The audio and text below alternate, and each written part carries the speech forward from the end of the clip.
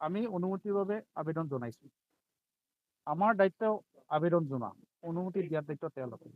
আৰু চাওক, আমাৰ দেশ, আমাৰ মাটি, আমি প্ৰতিটো ক্ষেত্ৰতে কি তেওঁলোকৰ অনুমতি ল'ব লাগিব।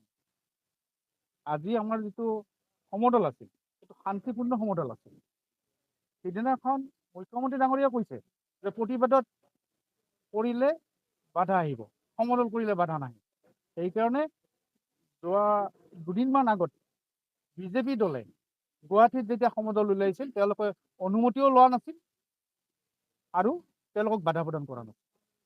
কিন্তু আজি অনুমতিৰ বাবে আবেদন দিয়াৰ পিছতো আমাক ইয়াতে বাধা প্ৰদান কৰিছে। ইয়াৰ পৰা এটাই প্ৰমাণ হয় যে বিজেপি দল, বিজেপি চৰকাৰ ভয় খাইছে। আৰু আমাৰ দেশত সংবিধান প্ৰণেতা বাবা চাহেব ডক্টৰ B.R. আম্বেদকাৰ ডাঙৰীয়াৰ এগেইনষ্টে যিটো মন্তব্য, অশালীন মন্তব্য কৰিছে এজন কেন্দ্ৰীয় মন্ত্ৰী অমিত শ্বাহ ডাঙৰীয়া, এইটো সঁচাকৈ দুৰ্ভাগ্যজনক।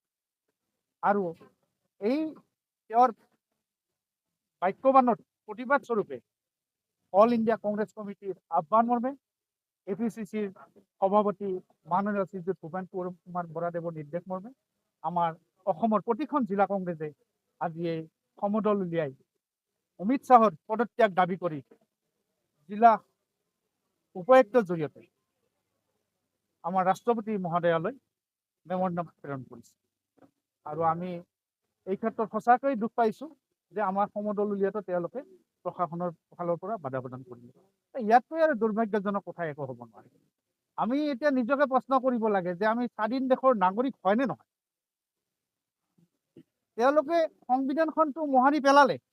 এতিয়া আমি সকলোৱে ওলাই আহিব লাগে। আপোনালোকক আহ্বান জনাওঁ যে সংবিধান ৰক্ষা কৰি দেশখন বচাব লাগিব, নহ'লে বিজেপিয়ে আমাৰ ঐতিহ্যমণ্ডিত ভাৰতবৰ্ষৰ দেশখন চুৰমাৰ কৰি পেলাব। এইখিনি মই ৰাইজ তথা আপোনালোকৰ প্ৰতি আহ্বান। এইটো সম্পৰ্কে পাৰমিশ্যন দিব নেকি কোনোবাই? নাই, আমি এটা মেমৰেণ্ডাম গণতান্ত্ৰিক দেশত দিব নোৱাৰো। নহয়, বিজেপিয়ে কৰিলে লীলা, কংগ্ৰেছে কৰিলে ধৰি মেলি দিলা, এইটোতো বেয়া কথা ছাৰ। নাই নাই, আমাক যাব দিব লাগিব। এইখন গণতান্ত্ৰিক দেশ, আমাৰ অধিকাৰ আছে এইখিনি কৰা। হুলস্থুল নকৰোঁ। Democratic right. Article 91 what I'm saying. Understand the democratic rights. Please. This country is by the people, for the people and of the people. You are there with this khaki poshak because of এই BJP চৰকাৰ যিয়ে চাই হিটি কৰিব দিয়া নাকি। হিমন্ত বিশ্ব শৰ্মা যিটোৱে মিডিয়াত কৈ সিটোৱে আইন হৈ গৈ আছে, আপুনি কিয় নুবুজি পাৰে?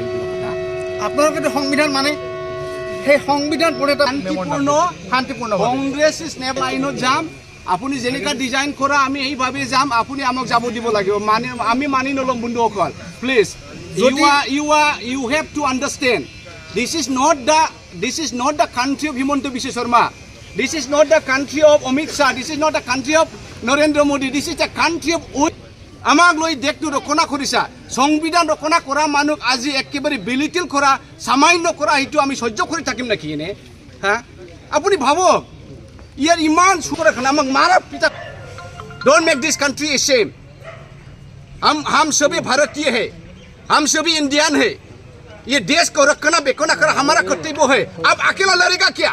चाइना का साथ सिर्फ खाकी पोशाक जो पहनता है वही लड़ेगा क्या? हाँ, हम लड़ेगा, इंडियन लड़ेगा। We will fight for this country. What you people are doing here? Please, আমাৰ মাটি কিয় লাগে অনুমতি?